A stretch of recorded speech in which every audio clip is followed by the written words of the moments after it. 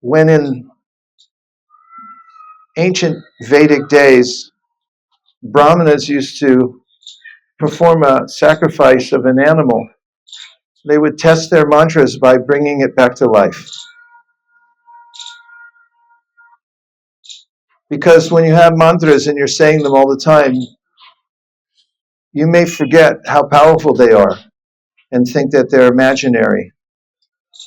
But when you're able to test them and then you can bring an animal back to life, then you can see that they actually work. Correct? Say yes. Yes. In a similar way, when we go from person to person and we meet people who are products of the combinations of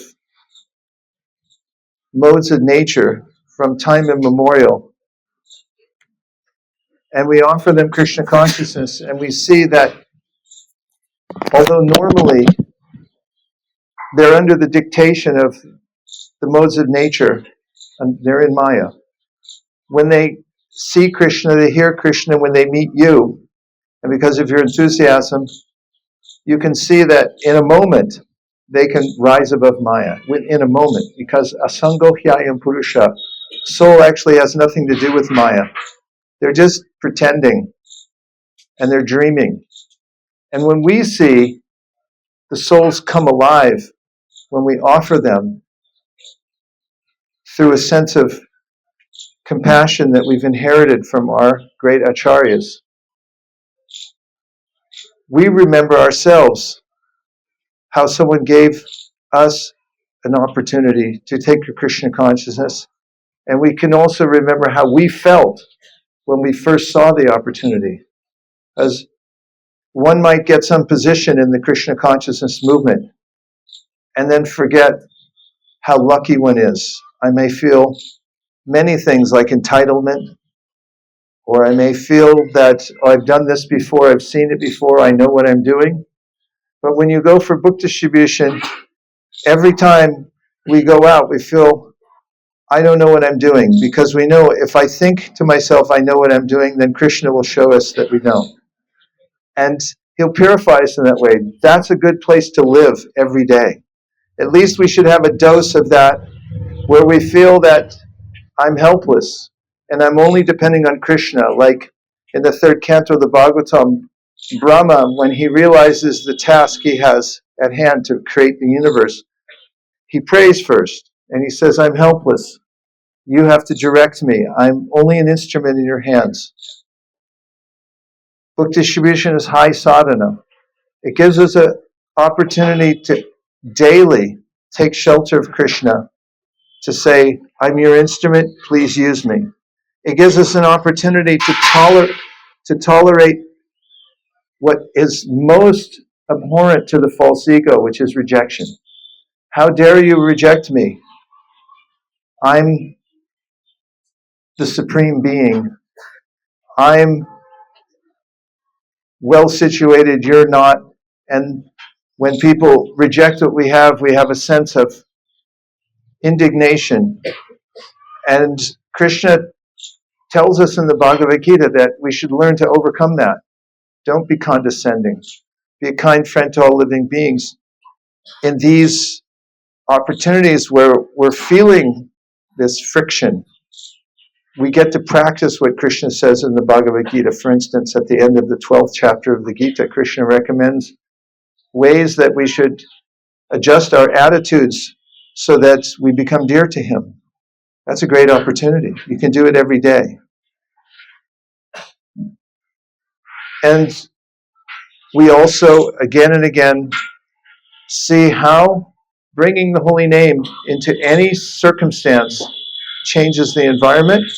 We can also see what Prabhupada says in one of his purports, that the whole material world is going on as a colossal hoax. It looks like what people are doing in Mumbai is very important. There are parliamentary meetings. There are business meetings. There are big shots riding in an expensive car with a telephone in each hand, making big deals. from the perspective of the author of the Kevala Namashtakam, even what Brahma is doing in the material world, it looks insignificant compared to the holy name. And we get that perspective ourselves by going out into the world and comparing what we have in our hand in the form of the Bhagavad Gita to what the rest of the world's doing. If you're curious what people are doing, you can knock on their door and just find out. Prabhupada said, before he came to America, he told us what they're doing. Should I tell you what they're doing inside their house? Okay, only 7 people said Hari Bol, so everybody else. He said they're all looking out the window down the road, wondering, when are Nitai and Gaur going to come and save me? So if you knock on someone's door, you should know that. That's what they were wondering. When was Nitai and Gaur going to come and save it? And you're the representative. I'm so impressed with what Narottam, Priya, Prabhu, and team are doing in Bombay. When I wrote the book, Our Family Business, I was hoping that all over the world, everyone would organize in ways that everyone in the community could have an opportunity on a regular basis, at least once a month, to go out and experience what it's like to challenge oneself to go out into the great unknown, which means the public, and feel that sense of tightness in your chest that what's going to happen now? Who am I going to meet? What am I supposed to say? That's where we make advancement in devotional service. So book distribution is high sadhana. It just happens to be the most effective way to spread an ideology throughout the whole world by massive distribution of books.